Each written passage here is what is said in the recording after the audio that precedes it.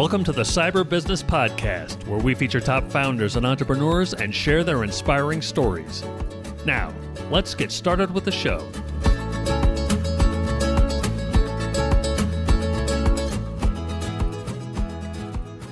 Matthew Connor here, host of the Cyber Business Podcast. Today, we're joined by Kara Schlageter, cybersecurity executive and former Deputy CISO at First Citizens Bank. Kara, welcome to the show. Hi, Matthew. Thanks for having me. Thanks for joining us. Before we get too far in, a quick word from our sponsors. This episode is brought to you by cyberlinks.com. That's cyberlynx.com. Do you know if a hacker's in your system? Most people and most companies don't until it's too late and the hacker's already done damage.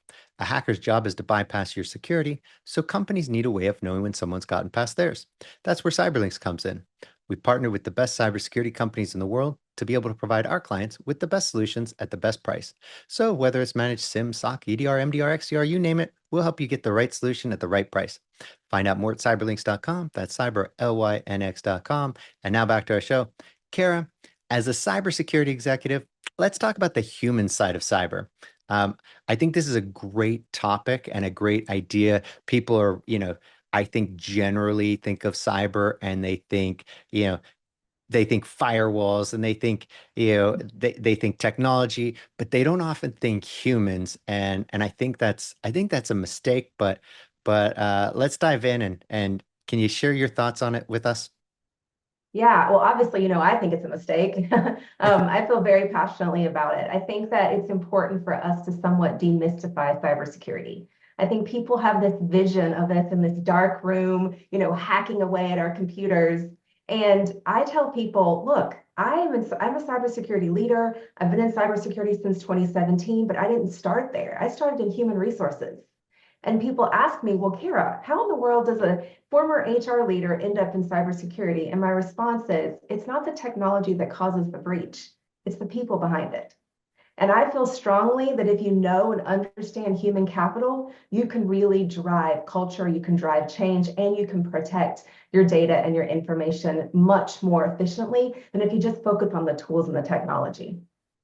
That is a really great point. And I think we've seen time and time again that the weak link in security is, the human at the keyboard. It's not the endpoint. It's not the firewall. It's really not any of that. It's not the applications. Those are much harder targets than the human. So, let's dive into that a little bit. I mean, first of all, I am kind of fascinated by the whole HR to cyber transition.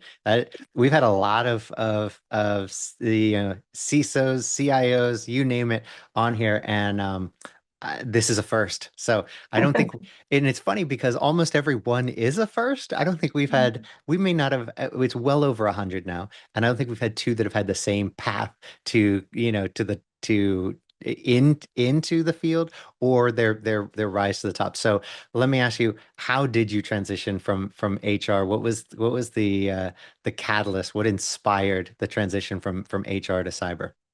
Yeah, so I was fortunate to start my career in consulting right out of university. I worked for one of the big four consulting companies. I loved that work. I think I was born into my career through consulting, and I think I have a very consultative, sort of strategic advisory nature in everything that I do, even though that I work in industry now. And so somewhere along the way through my consulting, after I left my consulting company, I went to a small identity and access management consulting company. I didn't know anything about identity and access management. I didn't even know what those three words meant. And I was hired not to be a consultant, not to do the technical consulting work, but to help the company basically build and grow from the inside out. So the two founders of the company were excellent at getting new business. They knew their product, they knew their services, but they didn't really have as much experience building a rapidly growing business in terms of talent and people and organizational structure. So I used to say, while they're building the business from the outside in, I'm building the business from the inside out. I was at that company for just under 2 years, I think around a year and a half, and we grew from about 50 employees to just under 300 in that time frame. Wow.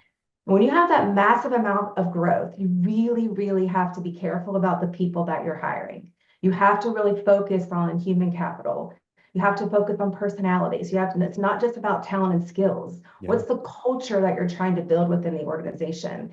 And also, when you're hiring, you have to really understand the environment and the technology that your company is selling. So I learned a lot more about IAM than I ever probably wanted to back in that time. So that was just a short stint. Fast forward, I spent 15 years at Bank of America, started in HR doing large scale transformational change. This was back in the days when Bank of America was purchasing LaSalle and Countrywide and Merrill Lynch. And so I was doing massive integrations, bringing HR systems together. We wrapped up all of those integrations, and sort of the next big thing was, what is that? And I love change. I love building. I love implementing. And my boss came to me and said, Kara, I want you to take ownership of the end-to-end online HR employee experience. And I'm sure I looked at him like a deer in headlights, and I thought, a what? But fast forward a year later, and a tool called HR Connect was born. That was my team's baby. We conceptualized it, we built it internally. It is the front end to Workday at Bank of America. I believe they still use it today. In fact, I've heard that they've thought about getting something new, and every time they've evaluated systems, HR Connect always fits their needs. So I'm very proud of that. But after you build something, literally like birth, it felt like it was birthing a child in a lot of ways. Yeah. You know, you sort of think, oh, now what? And I felt like I'd kind of capped out what I could do in the HR IT world. I had no interest in being a straight HR generalist anymore. I really loved rapid changing technology. And somewhere along the way, a leader found out, when I was still at Bank of America, that I had that little bit of experience in identity and access management. I had sort of built a name for myself in the company for building and implementing new things. So I was asked to stand up a frontline risk and control identity and access management team. So I moved from HR to cybersecurity. I wasn't in what Bank of America calls GIS, Global Information Security, but I was in IT supporting and partnering with GIS. And that was 2017, and I haven't looked back. So did a lot of IAM risk work, moved over to IAM transformation at Truist Bank, did a lot of regulatory remediation in the cybersecurity world, just kind of kept getting bigger scopes, and then was approached with this opportunity, that my most recent role at First Citizens, to really lead strategy, transformation, execution. In a lot of ways, I was all things people within the cyber department. And it's been a natural transition, surprisingly, for me to really lean heavily into that HR, my HR roots, but do it in a technical environment. Yeah, no, it's really interesting because I think that gives you such an advantage over so many people being focused on the human side, and far too often in the IT and the security side of things, we are really focused on the technology. We like that, Yeah. as a general rule, people tend to get into tech because they like technology. And so those, I think, that transition over, I think it's a real advantage when they transition over from, something that is more human centric. And because let's face it, at some point when it comes to leadership, it's all about, the human aspect. And then whatever it is fine. So I mean, you look at it, the CEO is of any organization, no matter how, technologically advanced that organization may be or tech focused they are. It's about leading the organization. So the higher up you get, the more it becomes general leadership and business, management, not so much the technical side. So it makes perfect sense, and I think that's a beautiful thing. But I think for so many people, they struggle with that, and for you, it's just a natural thing. Yeah, I mean, as we were talking when we were prepping for this, I think that it's easier, in my opinion, to teach someone how to code, or in today's day and age, we have AI that can code for us.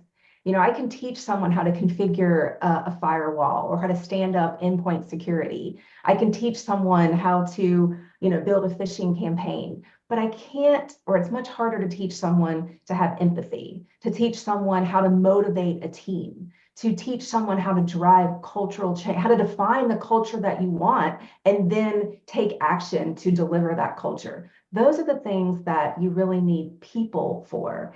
And, not to jump into AI right away, because that's the hot topic that we're talking about everywhere, but I think this is becoming even more important, even more amplified in this world of AI. I think that there's a lot of negativity out there that, oh, AI is going to take my jobs.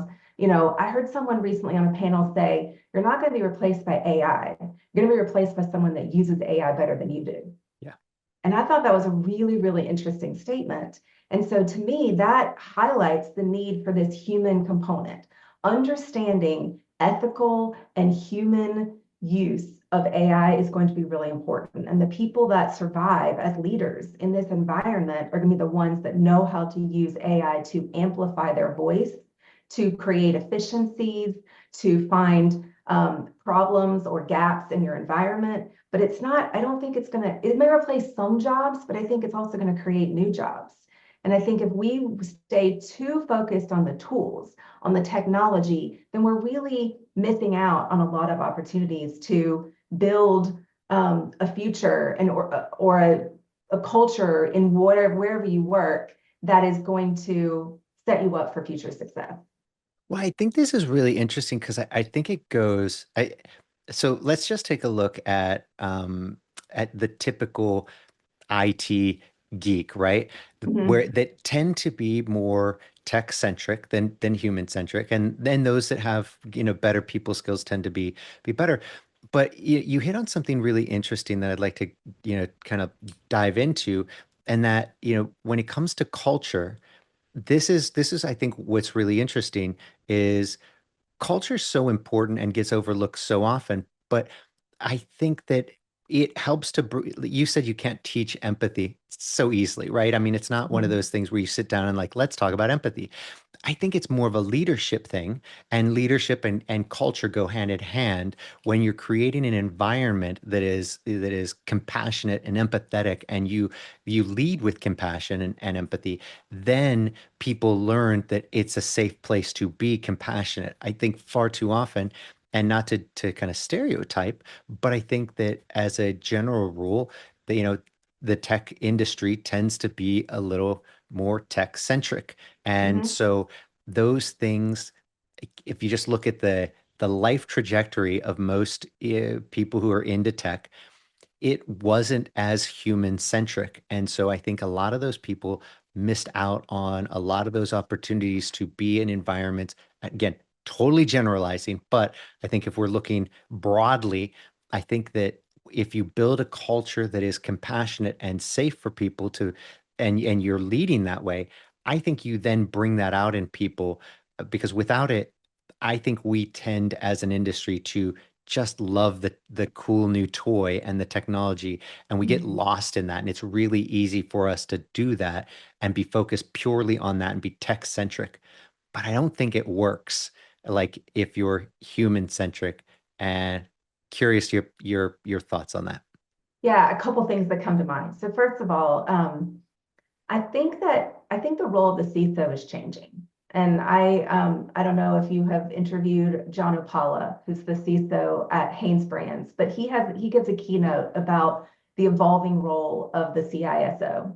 Mhm. And he talks about all of the things that you just described. It's leadership. It's understanding how to communicate to a board of directors. It's understanding how to motivate teams. It's strategic. What is the strategy and what is the 3 to 5 year plan that your organization needs to accomplish? It's risk based. I mean, at the end of the day, cybersecurity is a control function, in my opinion, and so that is about reducing risk. That's not technical. That is a business function.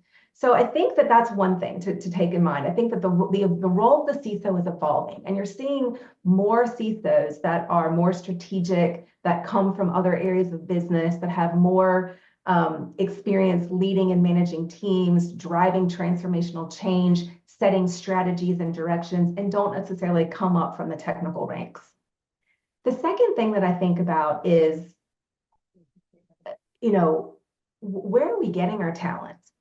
I think that, we'd already talked about the fact that I came from HR. I think we need to get creative. I've heard people say maybe that's changing as the job market is changing, but people have said, oh, it's so hard to find, cybersecurity or really strong technical talent. I don't think that's true. I think you're not looking in the right places. And I think we need to get creative about where we're finding talent. And I think we need to look for talent in unusual places and then teach people the technical skill, teach people that have the natural leadership, communication, collaboration, engagement skills, teach them the technical. And then the third thing that comes to mind, I think back to when I ripe old age of 18 and I was in school. I had the opportunity to do an internship in an HR department, and that's why I originally chose to go into HR. But then the next summer, I went back to that same company, and instead of me doing straight HR, they actually had me working on implementing an HR technology. I think it was like a resume reading, scanning, way back in the day Yeah. at the time. But I found it fascinating that HR seems to be one of the last areas to be infiltrated with technology. And people in HR, it's the right brain, left brain kind of mentality. People in HR usually have all of those really good communication skills. They're empathetic, they're people. That's why they went into HR. And they don't understand technology. They're not math minded, they're not technical minded. It's just, I'm making some broad Of generalizations, but course. you'll see that, time and time again. And I found very early that I could operate in both worlds. And I went back to the dean of my college and I said, I really want to get a degree in both HR and IT. And they said, you can't. Not a thing. And I thought, watch me. Nice. And so I ended up getting creative and I ended up getting a degree in business information systems with a concentration in IT. And that was a Bachelor of Science. And then I got a Bachelor of Arts in Business Administration. So I actually have two business degrees with a Nice. concentration in HR. And I was Nice. able to come out of college with this HR IT focus. And that has served me really, really well. And what's interesting is there are more in today's universities, there are more programs like that where they're starting to blend, the people side with the technical side. And I think that's where we need to go. I think that it's very easy to get shiny new object syndrome, which is what you're talking about. What's the cool technology? And I think if we always are chasing after the next cool technology, then we're not really thinking about the long-term picture. And I think that's where those people skills really come in mind.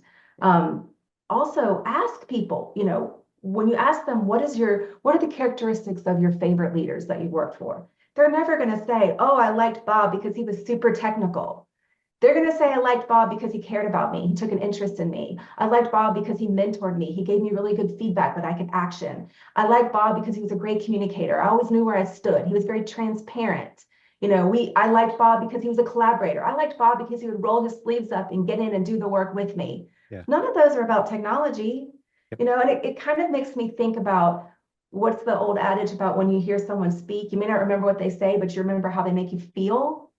And I think that's so important in leadership, that we have to understand that we are humans, we have feelings, we are not robots. Robots have not taken over the world yet, and so leaning into the human side of our humanity that is how I feel like I live in integrity, and that's really important to me.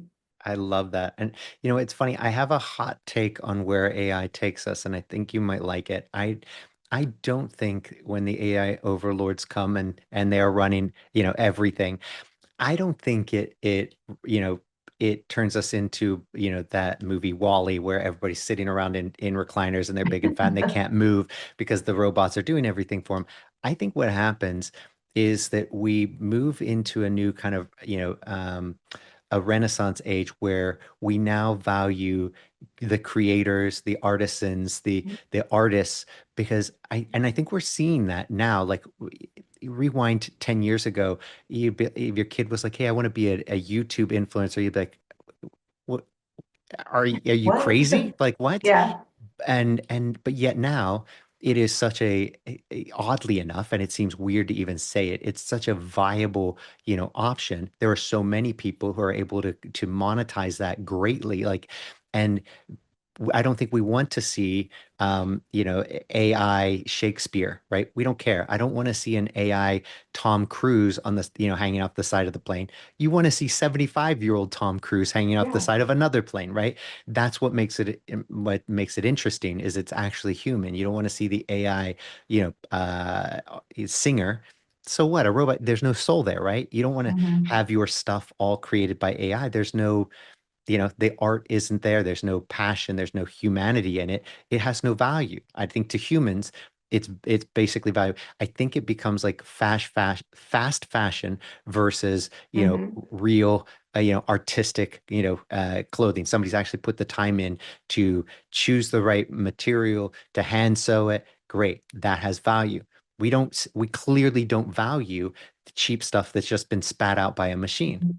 So I think that's where it takes us. I think we're going to see instead of people diving into tech, because you kind of alluded to earlier, where, AI is going to be really good at writing code and checking that code and making sure it's secure, much better than humans. But where they will never be better and where we won't want them to be or care about them, I think is in all the things that humans can do, which are the arts and the humanities. Mhm. And I think we're just going to value those more than we currently do as a society. That's my hot take.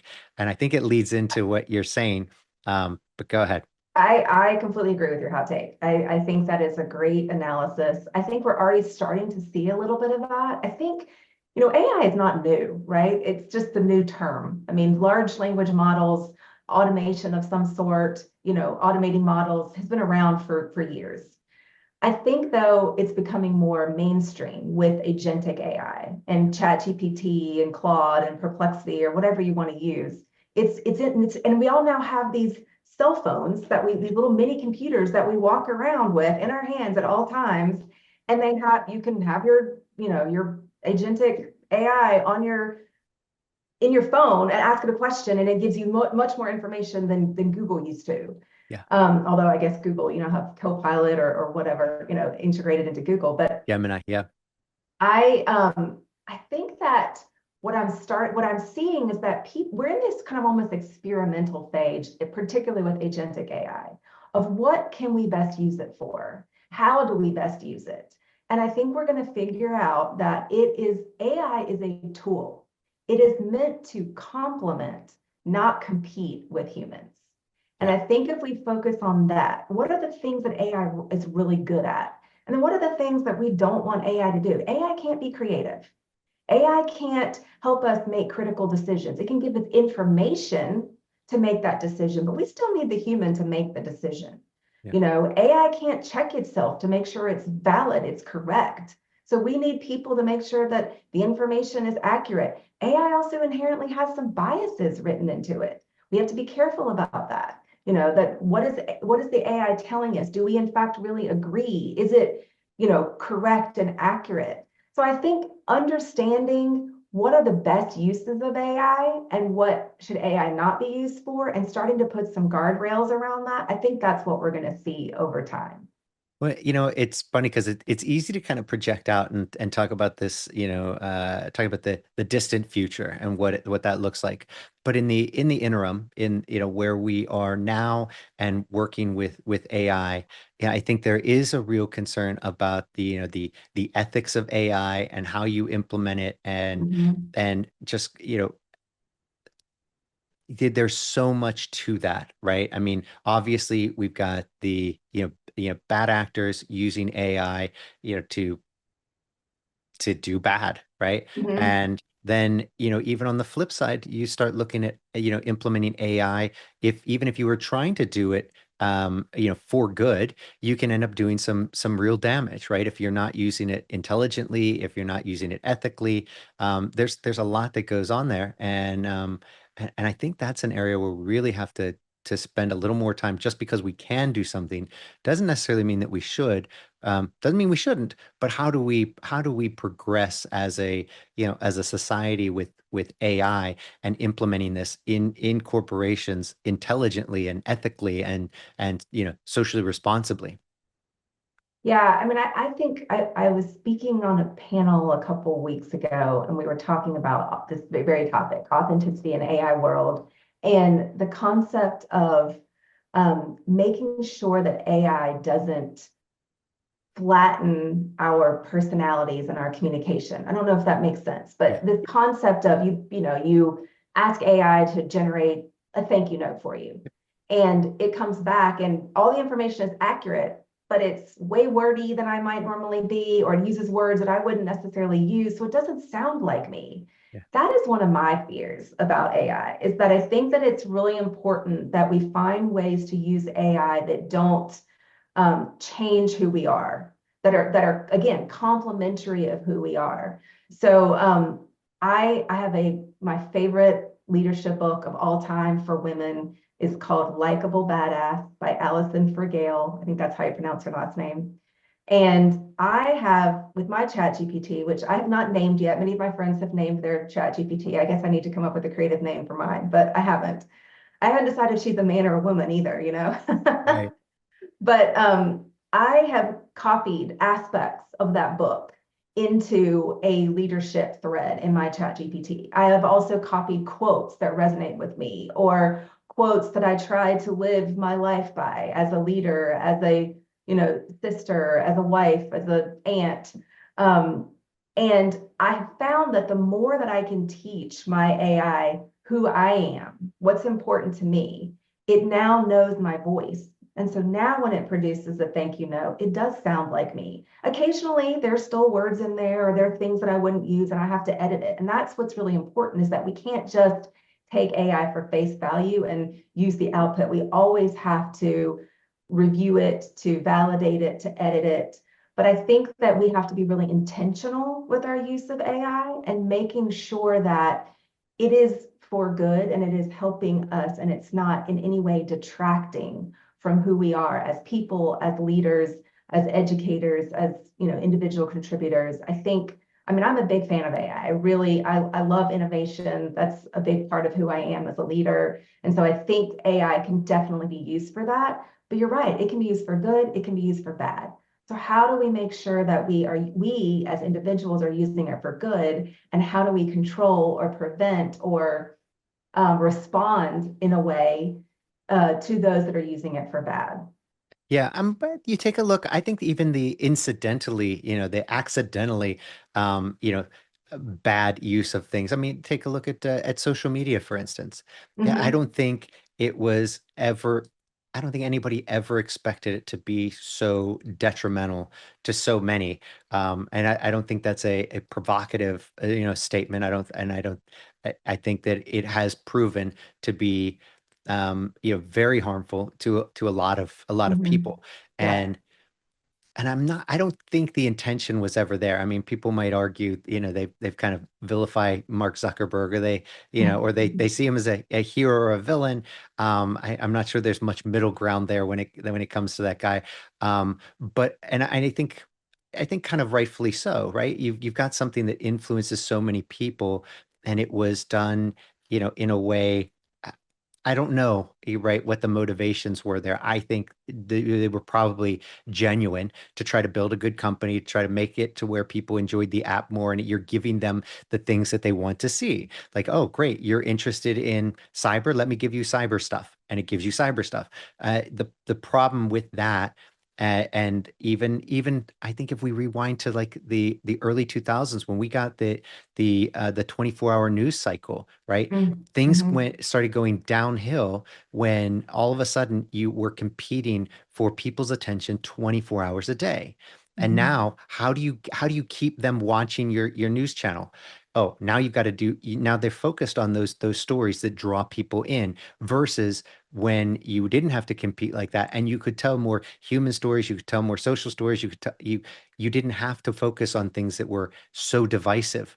And I think the competing to get people's attention has sadly led us to this point where Mm-hmm. we are wildly divided, and people are because that's what they're seeing on their phones and in their feeds, whether it's on their phone, on their computer. They're getting fed the stuff that amps them up, Yeah. and it screws with your head. right? Mhm. And so I think it's interesting because I think that was all unintentional. I don't think CNN meant to be that way. I don't think Zuckerberg meant to be for it to go like this, though neither of them are stopping it. And I can understand why. I don't know necessarily.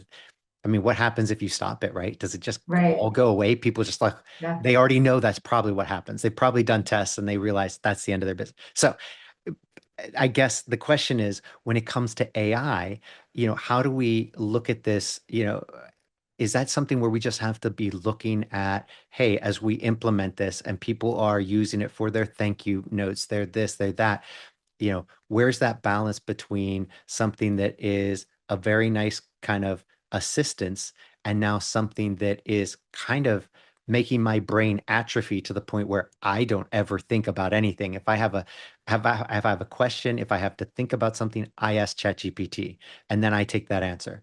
Yeah. I worry about, so what comes to mind in that whole dialogue is the next generation. I worry about today's children. I mean, I don't have children, but my sister has four. I'm very, very involved aunt. They are ages 13 through 6, and the 13 and 11-year-olds are in middle school, and they are using AI to respond to, they're not using it yet to write papers, but they are using it to help them come up with answers, more details, to do research. And I worry, are we teaching them how to learn? Or are we just teaching them to learn in a different way?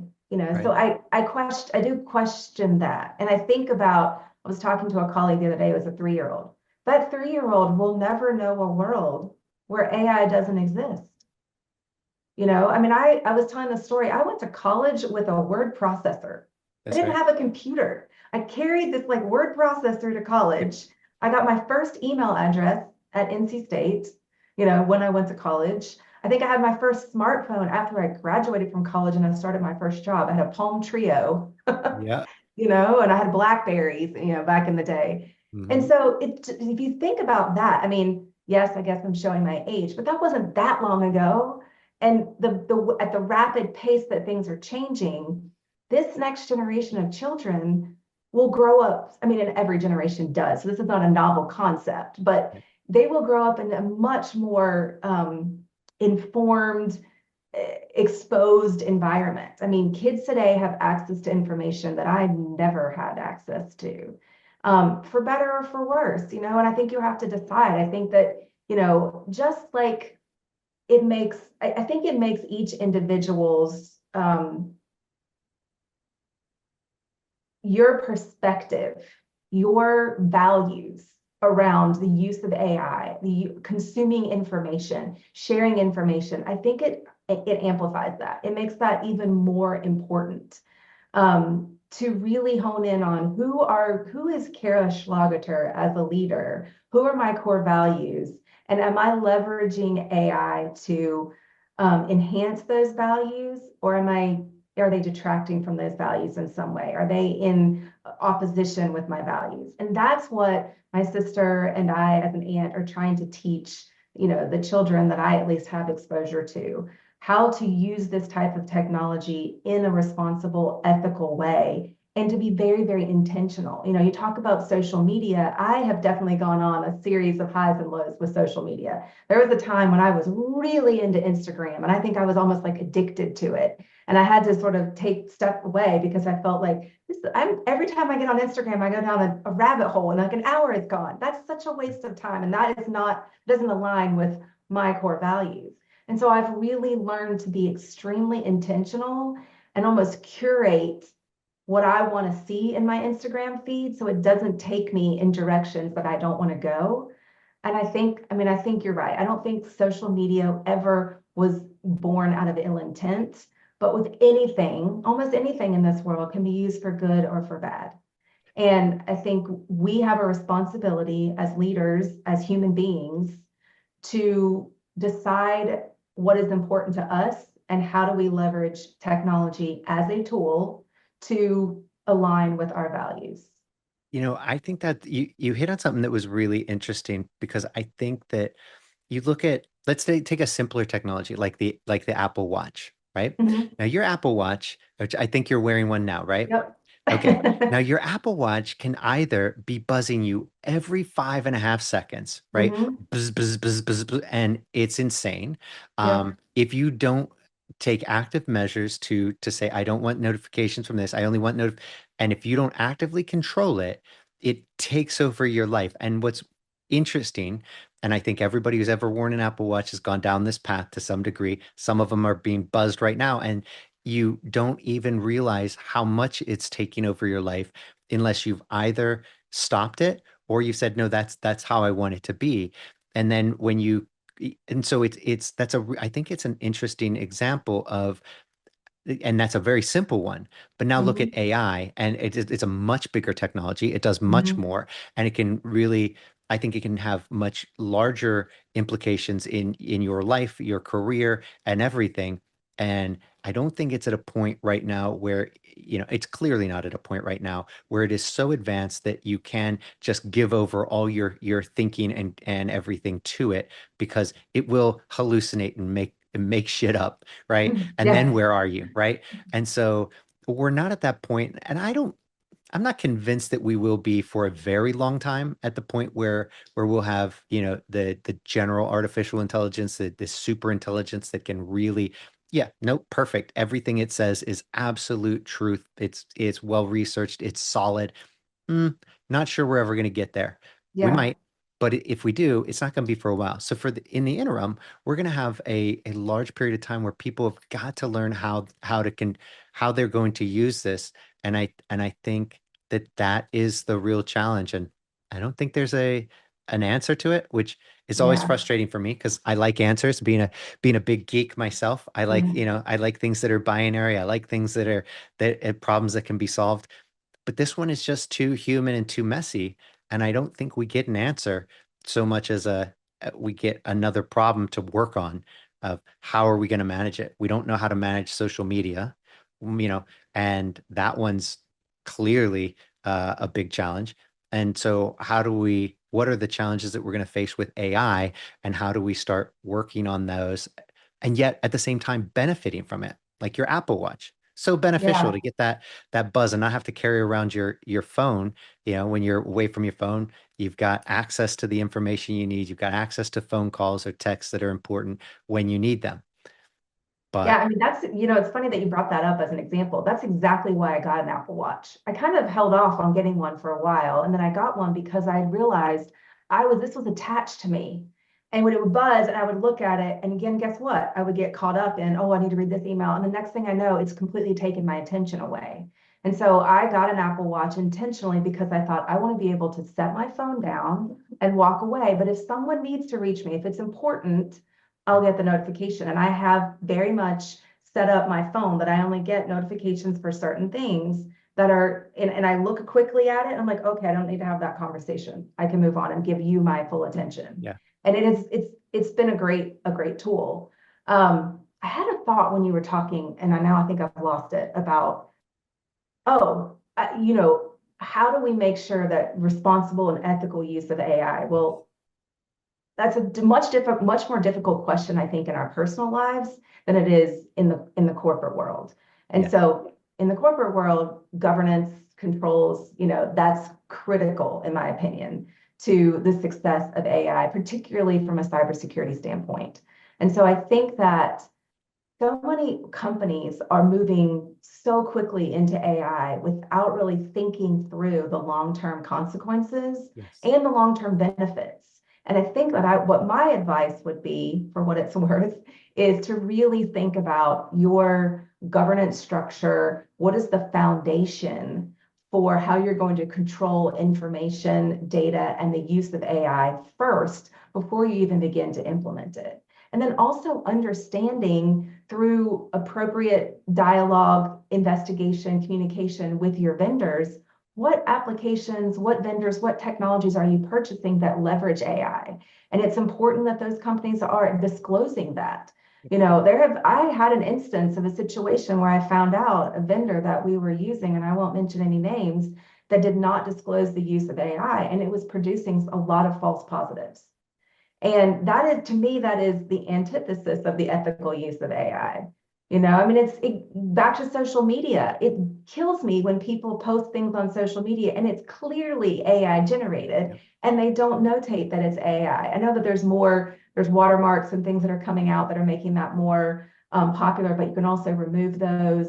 I just think it's important. I mean, I would never take credit for someone else's work. It's just like back in the day when we used to write papers without the use of AI and we couldn't plagiarize. Yeah. Why would you not disclose that I used AI to help me craft a better response to this particular email? I wouldn't be offended by that. I'm more offended if you hide it than if you disclose it. So I think those are the things that we need to be thinking about. What's the governance? What are the controls? What's the framework? Do you have a policy around the ethical use of AI within your company? And what is your risk tolerance for the use of AI? I don't think companies are thinking enough about that. They're just thinking about the cool technology, what it can do for me, how it can save me money, how it can maybe reduce headcount. And all those are, valuable things to a corporation, but they can all come back to bite you if you don't start with the foundation of governance and controls. 100%. And I think interestingly, as you say that, I can't help but think like we are in this stage, much like when the automobile industry first started coming, there were hundreds of automobile companies and a few of them won. And much like Mhm. the dot-com bubble, there were thousands of businesses and a few of them won. And we're seeing the same thing now. Everything is AI, and we're going to see tens of thousands of these companies and hundreds of them will win. And I think interestingly, while ChatGPT and the LLMs, they get so much attention because it's so easy to jump in and start using it. I think one of the winners that we're going to see is things like Darktrace. I don't know if you're familiar with Darktrace, but on the security side, super cool. For 13 years, they've been using AI, but machine learning for things like email, security. Instead of using the typical filtering, obviously you'd want AI to look at the email and be like, yeah, that was beautifully written. That's perfect. Oh, that URL hasn't been tagged as bad, but clearly this is a bad this is a phishing attempt that would Mhm. probably get, you because you wouldn't notice this URL, but I did because I'm a machine and I'm good at that. So I'm going to move that Mhm. up. That's obviously what you want, right? And Yeah. so I think those that are built with using the right kind of AI to do, Mhm. now it becomes a very powerful tool that is, right fitted for the right company, and boom, and it does the job really well. I think that's the future. I don't think I think all the kind of traditional email security is going the way of the dodo. I know that I've just Mhm. pissed off a lot of people, but for sure it is. I mean, that's just, the writing is on the wall. It is so obvious, especially once you start using something where AI is doing it and it's so much better. And it's like, obviously, it's great. And then I think we're going to see that in other areas, which I think is really cool. But kind of back to your point of when it comes to AI and the ethics, it's it's not just all this big LLM and it's not all just Chat GPT, but it's getting kind of the right technology in the right place because there's going to be tons of things to try. And you Mhm. have to govern that properly because you put in one wrong one. Like let's beat up on Chat GPT again, right? It's really cool that you can now build your own chat bot, connect that to your calendar, connect that to your email, and now put that out there and somebody can go in, they can schedule an event with you, right? Just boom, they can Mhm. schedule a meeting. Fantastic. But now they're also prone to prompt injection, and now they can access your email and have them Yep. start doing stuff because Yep. it's a chatbot who's regulating that. Okay, so Yep. we're early stages and we'll figure it out. But in the meantime, until that does, for the organizations, they've got to be hyper aware of these things and vigilant. And how do you balance between, we want to be cutting edge, we want to be on the winning side of this, and yet at the same time we don't want to screw up and have devastating effects. And I think this goes back to your messy solution, which it has to be because it's human, of you got to govern it, right? I Yeah. mean, Yeah. Yeah. I mean, I think you have to decide what is your risk tolerance. You know, I work in financial services industry, so risk is a hot topic, but that's not something that non-regulated industries talk enough about, in my opinion. And I think that as we move more into the world of AI, I think all companies, regulated and non-regulated, are really going to have to start talking about risk. What is their risk framework? What is their risk tolerance? How does your risk tolerance align with your culture, your corporate values, your mission, and your vision? And that's, again, none of this is technical. This is all about people and the types of companies we want to work with, the types of people we want to work for, what's the mark we want to make in this world? And I think companies are going to really have to double down on, mission, vision, culture, risk tolerance, risk framework, and then align AI accordingly. And that's something that, I started at Bank of America in 2007. And that in the first year I worked there was ingrained in me, our risk appetite, our risk tolerance. But having done some strategic consulting work or advisory work for non-regulated industries, they just don't think like that. And so I think that's going to start becoming a more mainstream function for non-regulated companies because they have to in the world of AI. Couldn't agree more. Well, Kara, before we go, this has been an absolute pleasure. Are we done already? I know it just flew by. This was a blast. And I think we could do this for the next 4 hours. Yeah. But we will, we won't get people confused with the Joe Rogan experience here. We will, we'll cut them off now. So before we go, can you tell everybody where they can find out more about you and how they can connect with you and get you to come speak or be on their panel, you name it? Yeah, absolutely. Thank you for the opportunity, Matthew. I really appreciate it. This was such a fun conversation. I'm clearly passionate about these things. Yeah, you can find me on LinkedIn, Kara Martin Schlageter. I won't give out my personal details, but if you find me on LinkedIn, I'll be happy to share. I love meeting new people, building my network, setting up coffees, having conversations like this. I am building a strategic advisory and public speaking practice. So if you're looking for someone with my talents to speak on these types of topics, please reach out. I'd love to have a conversation. Fantastic. And I hope they do because you're clearly great at this. This was fantastic. And until next time, Kara. Thank you, Matthew. Thanks for listening to the Cyber Business Podcast.